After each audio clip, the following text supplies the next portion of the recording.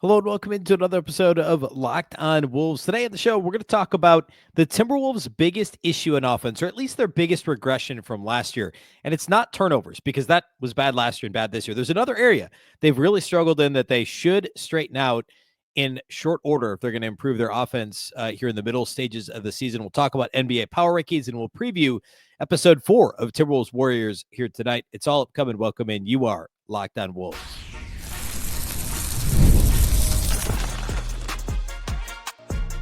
You are Locked On Timberwolves, your daily Minnesota Timberwolves podcast. Part of the Locked On Podcast Network, your team every day.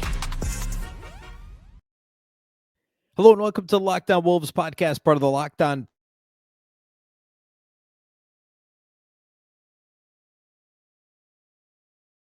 Day, everybody. Happy Hump Day and happy game day. The Timberwolves are taking on the Golden State Warriors at home tonight, and it is an ESPN game, 8:30 p.m. late tip. Hopefully Target Center is jumping for that one. We'll talk about it toward the end of the show. It's actually the fourth and final regular season matchup between the Wolves and Warriors, and we'll talk about what's happened to this point. It's been eventful for sure. The Warriors are pretty banged up, and they just lost a really bad game to the Raptors the other night. So we'll talk about that final segment of today's show. A lot to get to first. I want to break down a couple things within the Wolves offense, talk about John Schuman's NBA.com power rankings. The Wolves, believe it or not, they're in the top 10 now. So lots to unpack here today. A big thank you off the top for making Locked On Wolves your first listen every single day. Of course, this show is free and available everywhere. It includes YouTube as well as all of your favorite audio platforms. Wherever you like to listen to podcasts, you can find Locked On Wolves. You can also watch on the Locked On Sports Minnesota app on both Roku and Amazon Fire TV. And a reminder of the daily Locked On Wolves newsletter you can sign up at, of course, lockedondaily.com. One stop for ultimate team and league coverage delivered right to your inbox. Sign up for free right now at lockedondaily.com. All right. So let's get into the Timberwolves offense. Obviously, the Wolves offense has struggled to this point in the season. And to be clear, it struggled last season too. So I want to set this up. I want to be pretty clear about, I'm not talking about, it's not like the Wolves went from a top 10 offense last year to a bottom 10 offense this year. No, it's been pretty mediocre across the board the last two seasons, right? This year, right now, according to Cleaning the Glass, they're 18th in the NBA in offensive rating, which is points per 100 possessions. Okay, so they're 18th this season. Last year, they finished the season in a year in which they won 56 games, and they got the third seed in the Western Conference, and they went to the conference finals. They finished 16th in offensive rating at 116.1 points per possession. I didn't say the first one. 116.1 points per, not per possession, points per 100 possessions last year. This year, that they're at 112.7. So they're like 3.5 points worse, but they're 2 spots worse overall in the league. So why is the offense marginally worse, but still mediocre this year versus last year? Well, turnovers have been an issue both years. In fact, the overall offensive profile, if you look at these two teams, last year's Timberwolves team and this year, is pretty similar. If you just look at the 4 factors, right? They're kind of middle of the pack in free throw rate. They're rebounding a little bit better this year. They're turning it over at a massive clip once again.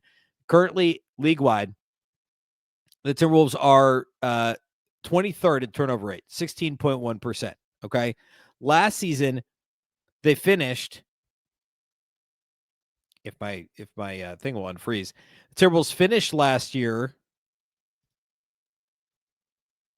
23rd at 14.5%. Okay. So they're in the same spot. They're not getting to the line quite as often. They're rebounding a little bit better on the offensive glass. Those things kind of balance out. So what's the biggest issue? Well, let me tell you. They're not. Also, I should state that while they are getting to the line a little bit less this season, they aren't actually shooting that many less three-pointers. It basically, the Timberwolves shot profile pretty closely mirrors what's happened to Anthony Edwards' shot profile, which isn't like a massive uptick in mid-range shots. It's just more threes, less at the rim, which equals less free throws. And grand scheme of things, it kind of all comes out in the wash, right? You shoot less at the rim, you're going to get less high percentage shots, which are, again, shots at the rim, and you're going to get to the free throw line less, which are free points. But if you shoot more threes, overall, your shots from the floor should, your points per possession, your points per shot are going to come up because, of course, 3-point shots are worth 50% more than a 2-point shot, right? So it's going to mostly even out grand scheme of things. with obviously there's a lot more noise in there, but you know what I mean? So what's the biggest difference? Well, let's not beat around the bush anymore. It's corner 3-point shooting. If you just look at the Timberwolves shot profile, it's corner 3-point shooting. That's the biggest issue. Last season, the Timberwolves were top 3 in terms of, well, actually, they ended up being first in 3-point rate. They were top 3 in corner 3-point attempts, and they shot corner threes at a 41.3% clip, which was 5th best in the NBA. Okay. The frequency is basically the same. I'm not going to get into the weeds on the numbers because I don't want to just read a bunch of numbers at you. Trust me when I say the frequency of corner threes in terms of like in comparison to the rest of the league is basically the same. However, they went from shooting 41.3% in corner threes last year, which was 5th best in the league, to currently shooting 36.1% on corner threes, which is 26th in the league. So they went from top 5 to bottom 5 in corner 3-point accuracy. And that is a nearly 5% difference. It's a 4.8% difference, which, doesn't sound like that much, but turns out the difference between a 35% 3-point shooter and a 39% 3-point shooter, if we're talking about individual players, is pretty big. That's a big difference. And that's the difference between last year's Timberwolves team shooting corner threes and this year's Timberwolves team shooting corner threes. Again, the frequency hasn't changed hardly at all. It's they're just not making the shot. So who's to blame? Well, there's a couple of key culprits. Let's start with the Julius Randle, Karl-Anthony Towns swap. Something I talked about when the Timberwolves acquired Julius Randle was how a couple of seasons ago when he had his career year, which increasingly is looking like an outlier in terms of 3-point shooting. And to be clear, he's been fine this year. He's 35%, much better than the 31% he had last season in New York. But he had the 41% season 5 years ago, 41% from 3, and kind of has been living off of that reputation, even parlayed it into a berth in the 3-point shooting competition last season at the All-Star break. Dude shot 31% from 3 last season on the year. But his corner 3-point shooting has fluctuated even more drastically season to season. Actually said that backwards earlier. Well, he was only 31% on threes last year. He was actually 53% on corner threes last season. The year before that, 33%. The year before that, 29%. Not great. Actually really bad for corner threes. However, this season, Julius Randle's shooting a career worst on corner 3-point attempts. 21.1% on corner threes, and more than a 5th of his 3-point attempts come from the corner, which is the second highest corner 3-point rate of his career. So he's shooting the second most frequently from the corners at any point in his career, and a career worst as far as 3-point percentage from the corner. 21%. That's really bad. A bad percentage to shoot from the corner. I mean, like, what did I have this pulled up here. What did Kyle Anderson shoot for the corner last year? He was 30% from the corners. Remember when Kyle Anderson couldn't hit the broadside of a barn last year from the corners? He shot 30% in corner threes. Julius Randle so far this season, 21.1% from the corners. Another culprit, Naz Reid. Mostly because he was lights out last year. He was 41% in corner threes, and a little over a quarter of his 3-point attempts came from the corners. This year, slightly higher rate. He went from about 27% of his threes last year from the corners to about 29% this year from the corners, but 34.5%. So he's down about 7 points on his 3-point shooting from the corners. Jaden McDaniels would be the other one. Last season, Jaden McDaniels was 36% from the corners. Not great, but you'll take it. And about 61% of his threes were from the corners. This year, a little bit less than half his threes are from the corners, and he's only 29% from the corners. So you have guys who, like the Wolves offense, the space in the Wolves offense, in order to breathe, to have room to breathe, the Timberwolves offense needs guys to hit corner threes, and they've got 3 pivotal members of their rotation. And I would especially put the spotlight on Randle and McDaniels, less so on Naz. 35% is fine. It's just a lot lower than what he did last year. But for Randle and McDaniels to each be under 30%, and in Randle's case, basically 20% on corner threes, that's a big problem. Teams are going to be less apt to like, hey, we got to run. There was the example, was it 2 or 3 games ago, where I talked about the Timberwolves had a lineup where Jaden wasn't on the floor. I think it was Nikhil that was on the floor. Whoever it was in the corner, the way that the opponent played them was completely different because you had to actually respect the corner 3, and you couldn't just say, all right, so-and-so defender, you're going to guard the corner and you're going to guard a Gobert roll, or whatever. You're going to guard 2 because we're not all that worried about both of these things. We think we can cover this good enough. Well, I mean, it kills 46% for the corners. Like, you have to respect that. Conley is a little bit worse than last year when he was 48% from the corners. Conley's still 41.5% from the corners. Like, you still have to respect those dudes.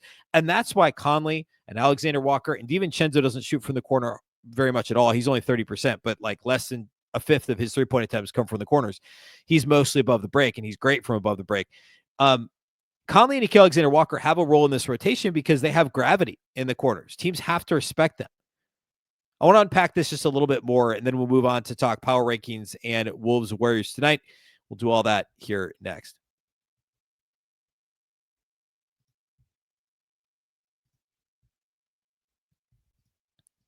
Today's episode of Locked On Wolves is brought to us by our friends at Hungryroot.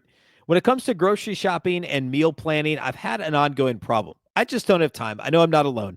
Between work, life, trying to get healthier here in January, of course. I'm one of those people trying to do better in January with my health. And of course, the podcast.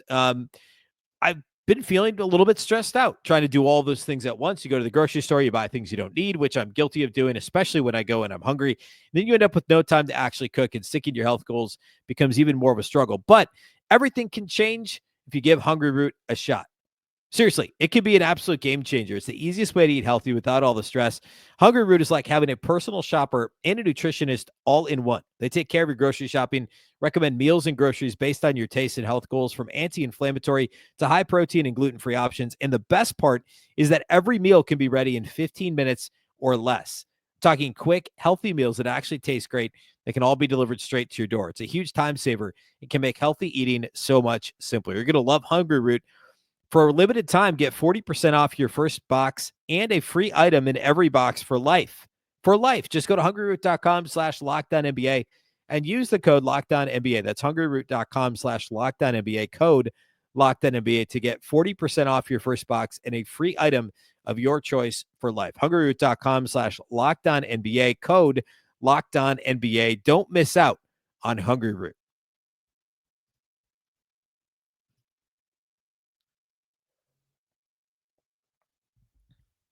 All right, so back to where we were here about the three-point shooting.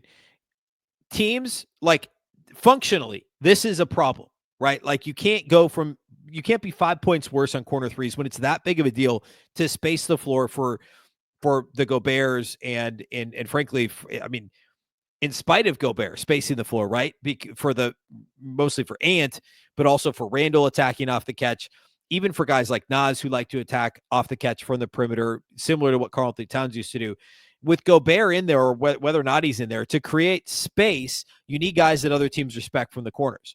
And McDaniels and Randle, and to a lesser extent Nas, like some of these guys who end up in the corners, they don't have the same impact. I mean, teams respect Nas. I think maybe it's not fair for me to lump him into that group.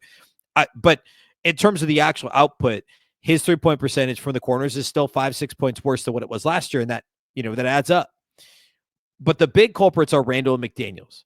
And the solves are Alexander Walker and Conley, and to a lesser extent, DiVincenzo, just because he's less effective from the corners. But those guys are all much bigger threats that are going to require more attention from the defense than Randle and McDaniels do. And that's been a problem. Like, the actual output of the Timberwolves being 5 points worse from the corners, and then also the trickle-down effect, if you will, or maybe we'll call it the ripple effect, of having guys in the corners that opponents don't respect. And this is another reason why it's a bit of a, like, it is a reason why Josh Minott maybe has struggled a little bit to get more rotation minutes. And I know he looked really good in the preseason, and actually he's 27% from the corners, which isn't good, but hey, it's in the same neighborhood as McDaniels and better than Julius Randle. Like, that is his shot, right? Like 2/3 of his threes come from the corners. That's mostly what he's doing, is shooting corner threes. If he can prove that he can hit that shot with consistency, then like now you're adding another dude that can defend, rebound, is switchable, athletic, long, weak side shot blocker, the whole thing, plus knock down corner threes. That's his recipe to playing more often. And, it's hard to get into a rhythm with limited opportunity. And shooters have said that for all time. It's been clear. And Josh Minott isn't a pure shooter. He's not a natural shooter. Um, but all that to say, like, it would go a long way if when he gets his chance, he's able to knock some of these down. And we've seen that in short bursts this year, especially here lately when he's kind of been that ninth man fringe rotation guy. But all that to say, it's been an issue, the corner 3-point shooting. And the rest of the 3-point shooting's been fine. Last season, the Timberwolves were first in non-corner 3-point percentage and overall 3-point percentage league-wide. Just a hair under 40% for the season. This is cleaning the glass. I think they were third on Basketball Reference, cleaning the glass, filters out, heaves at the end of quarters and garbage time. So that's the right number to use, just a shade under 40% in terms of percentage, league-wide. This year, or I should say first league-wide, just a shade under 40%. This year, they're great. I mean, they're still fifth in the league, overall 3-point percentage, 38.2%, 39% on non-corner threes. Great above the break, just like they were last year. They were first in the league, basically 39%, almost identical percentages above the break. But the corners have been a struggle. And again, the frequency hasn't changed. It's just simply just knocking those shots down. Now, could there be some flukiness? Yeah, I mean, Nas could start hitting at a greater clip. I do think both Jaden and Randle are better than what they've been doing, but I don't think you can bank on either one of those guys lifting to league average or better. And that is a roster build / skill development problem that the Wolves will have to deal with here the rest of the season. All right, let's talk about power rankings. And when I talk power rankings, I only like to talk. I sound like the Dos Equis commercial guy. When I talk power rankings, I like to talk about, and I don't always talk power rankings. I really don't. But every now and again, we'll visit it in the middle of the week here. And I want to look at NBA.com's. John Schumann does a great job. I always endorse John Schumann because he actually really does the work. It's not just like, hey, let's rank these teams based on how, they are in the standings, which is effectively what some of the other sites turn into.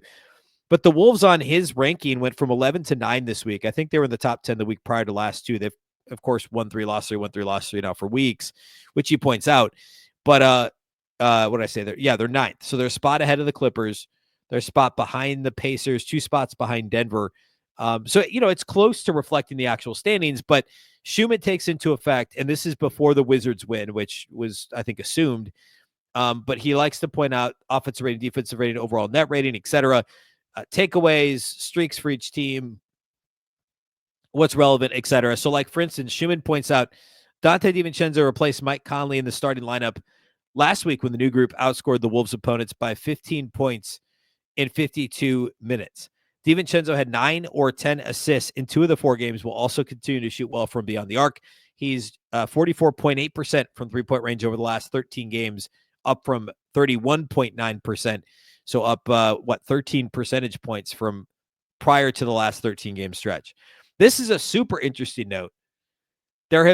This is crazy, kind of meaningless, but crazy. There have been 2 games in the last 3 seasons, regular season and playoffs, the last 3 NBA seasons, only 2 games in which neither team led by more than 6 points in the entire game, which is wild to me. I just don't know how that's possible. But the Wolves have been involved in both. They won Game 4 of last year's first-round sweep of the Phoenix Suns, and then they lost to the Grizzlies this Saturday. What a weird stat. Very, very weird.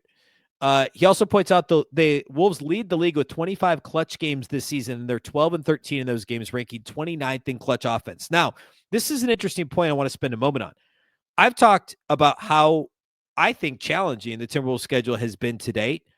And, depending on where you look, you can find the schedule stuff. I think they're top 10, according to the Basketball Reference, strength of schedule, whatever it's called there. But, until they played the Wizards on Monday, they hadn't played a team out of the playoffs since, the first week of, or no, the third week of November. So it's, right before Thanksgiving. Up until they played the Wizards, they hadn't, the Pelicans last week, they hadn't played at all this year, the 3 worst teams in the league, the Pelicans, Wizards, and they still haven't played the Jazz up until just last week. So they played a lot of really tough games. And differently from some of the most recent Timberwolves teams, they haven't actually played a lot of really bad teams close.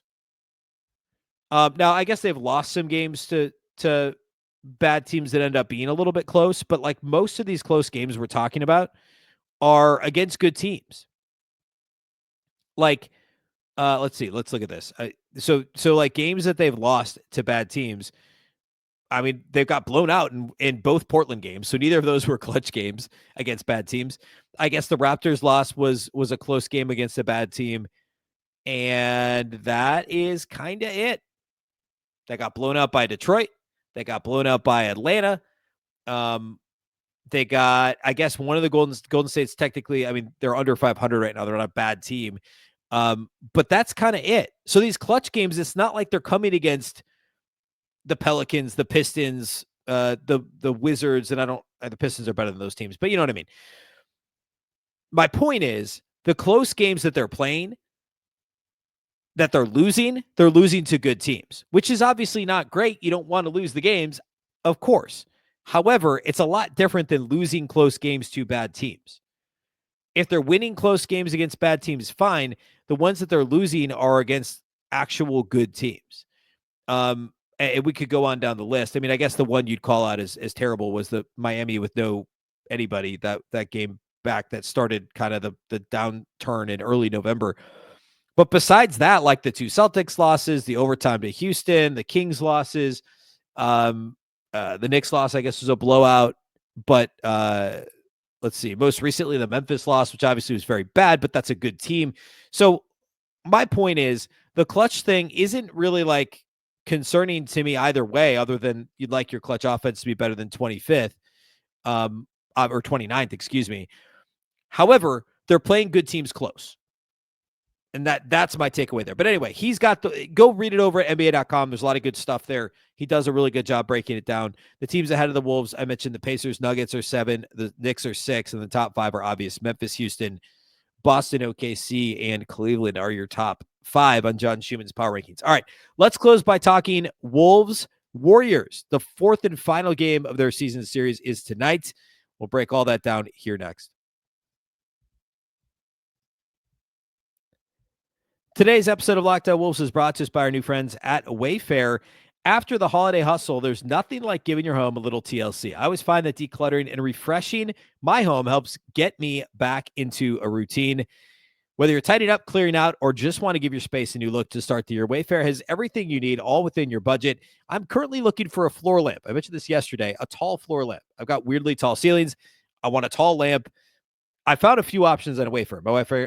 My wife and I are going to sit down, go through those, and find the one that fits the most. But because there's so many options, there's legit just a huge selection. It makes it super easy to find lots of options that we can then debate over and find the thing that best fits our style and our budget. My favorite part, of course, though, is the free and hassle-free delivery, even for the larger items. Wayfair's site was so easy to navigate. I found everything I needed, tons of floor lamps to choose from in no time at all. Give your home the refresh it needs with Wayfair. Head to wayfair.com right now. That's wayfair.com, WAYFAIR.com. Wayfair. Every style, every home.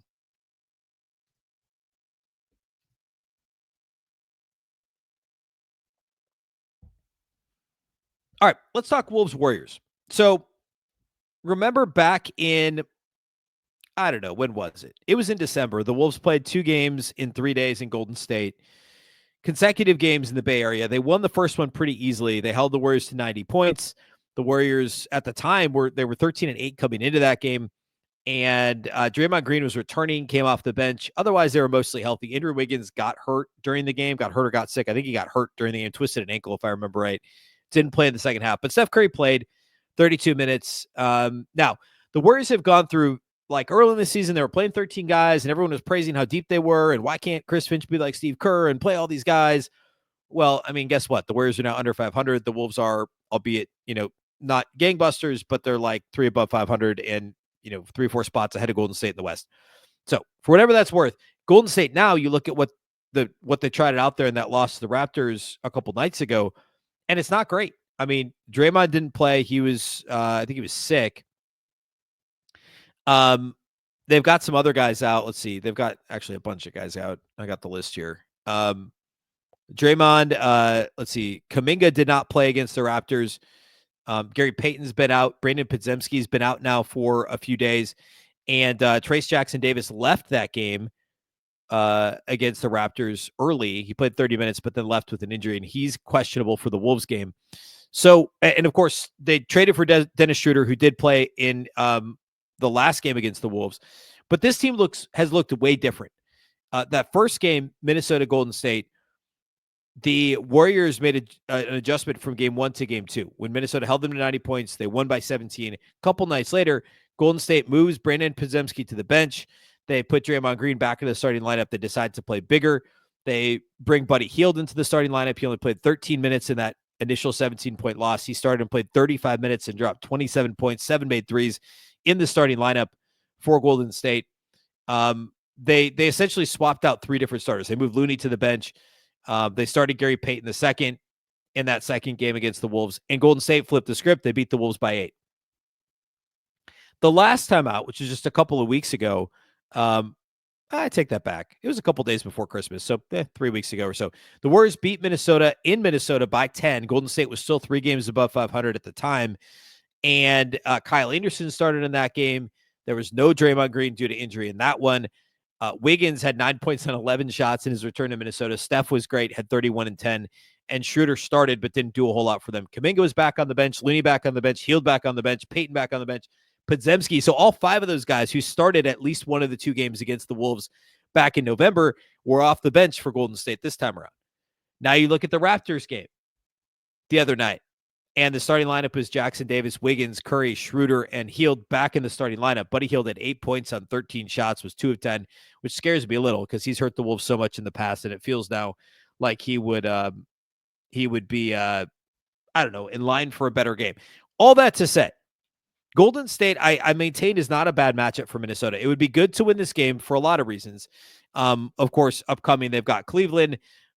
They've got who's the other good team? The Knicks, I guess, are upcoming as well. I think that's actually the next game before Cleveland.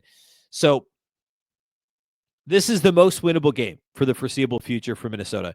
Also, it would eliminate the tiebreaker. Right now, Golden State's up in the season series 2-1. Who knows with the way this season is going? Entirely plausible. There's ties in the West. You want to get as many tiebreakers as you can. And the Wolves are ahead in a lot of them, believe it or not, in the West. But it would be good to pull even with Golden State in this one. I would imagine Golden State tries to play as big as they can. Again, Draymond is questionable. Kuminga is unlikely to play. Like this, Golden State may struggle to play big against Minnesota, but that's I think what they're going to try and do. Overall this year, it's not all too dissimilar from how Minnesota's played. They've been a good defense. They do a good job at turning opponents over. Offensively, they actually haven't turned it over as much as Golden State teams often do. Their 3-point rate is still very high. They're kind of middle of the pack in percentage. Like the actual output of what Golden State does is not all too dissimilar from Minnesota. The big thing for me, I'll say, like, it feels like this is every game, but offensive rebounding is an issue, or could be an issue because Golden State's a pretty good offensive rebounding team, and Minnesota is a spotty, we'll call it, defensive rebounding team. Golden State has a bunch of guards that rebound well, which is a weakness of Minnesota. I mean, you look at Gary Payton, even Andrew Wiggins, believe it or not, rebounds the basketball much better on the offensive glass than I think he ever did in Minnesota. You got to look out for each of those guys. And I mean, they've got a couple more that are decent defensive. Podziemski is not a bad offensive rebounder for a guard either. So looking out for those intermediate rebounds that the Wolves occasionally just don't bother to go get 50-50 balls. Again, Golden State turns you over defensively, and that is, of course, a problem for Minnesota's offense. So limiting those turnovers and then also controlling the pace of the game. Golden State's going to want to push the pace, and that's going to be something Minnesota is going to have to try and not get sucked into, because that's going to lead to more Minnesota turnovers and more easy shots for Golden State, whether it's in the paint or open Steph Curry threes. Those would be primary concerns of mine if Golden State's able to speed the game up. And then, of course, for the Wolves, ball movement in the half court specifically.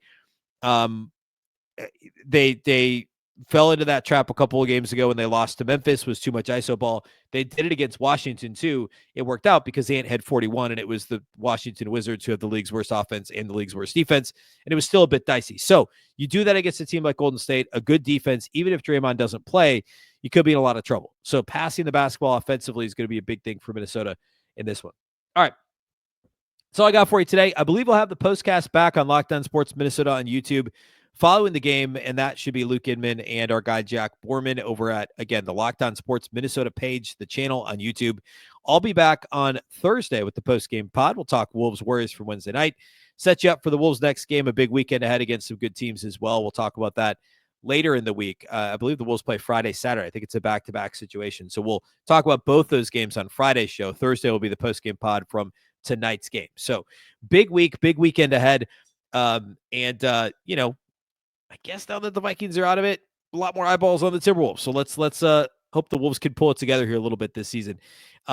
Big thank you for making Locked On Wolves your first listen every single day. Of course, this show is free and available everywhere. That includes YouTube, as well as all of your favorite audio platforms. Wherever you like to listen to podcasts, you can find Locked On Wolves. You can also watch on the Locked On Sports Minnesota app on both Roku and Amazon Fire TV. And you can follow on X at Locked On T-Wolves and also at Beecken with 2 B's, 2 E's, CK. Of course, the Locked On Wolves podcast is part of the Locked On Podcast Network. Remember, the Locked On Network is your local experts on all the biggest stories. And a quick reminder to head to LockedOnDaily.com to subscribe for the daily Wolves newsletter. You'll get it Monday through Friday. Some thoughts from myself on each day's individual episode of the show. You'll also get some other Locked On national articles, and you'll get other Wolves stuff, some links pulled into the newsletter too. So it really is a one-stop shop for you in your inbox. Every day, Monday through Friday, you can subscribe at LockedOnDaily.com. Once again, I'm Ben Beecken. This is the Locked On Wolves podcast, and we'll catch you next time.